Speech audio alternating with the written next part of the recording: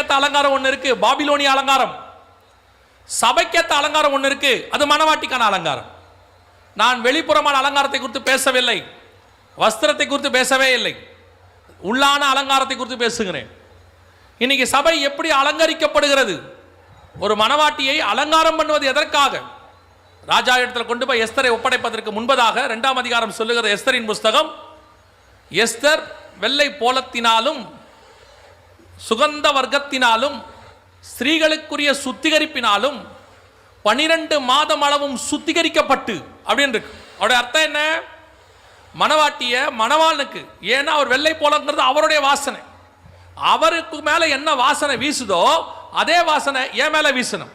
அதுக்கு தான் ஆண்டவர் சொல்றாரு, நான் பரிசுத்தராய் இருப்பது போல நீங்களும் பரிசுத்தராய் இருங்கள். நான் என் பிதாவின் சித்தத்தை செய்தது போல நீங்களும் என் பிதாவின் சித்தத்தை செய்யுங்கள். நான் ஜெயம் பெற்று பிதாவின் இடத்தில் போய் அதிகாரத்தை பெற்றுக்கொண்டது போல ஜெயம் கொள்ளுகிறவன் எவனோ அவனுக்கு அதிகாரத்தை கொடுப்பேன்.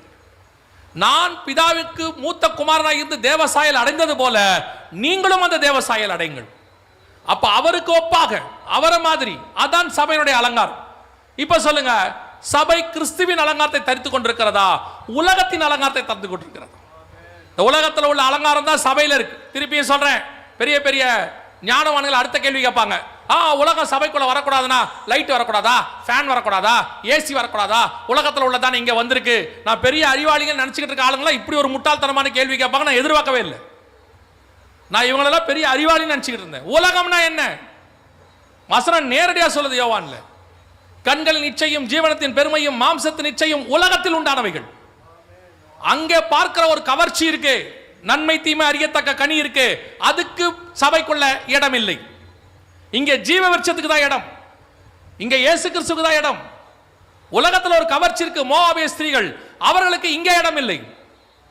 இது தேவனுடையதான மணவாட்டி. உலகத்தில் உள்ளதான ஆடம்பரம், உலகத்தில் உள்ளதான காரியங்கள் நல்லா தெரிஞ்சுக்கொள்ளுங்க.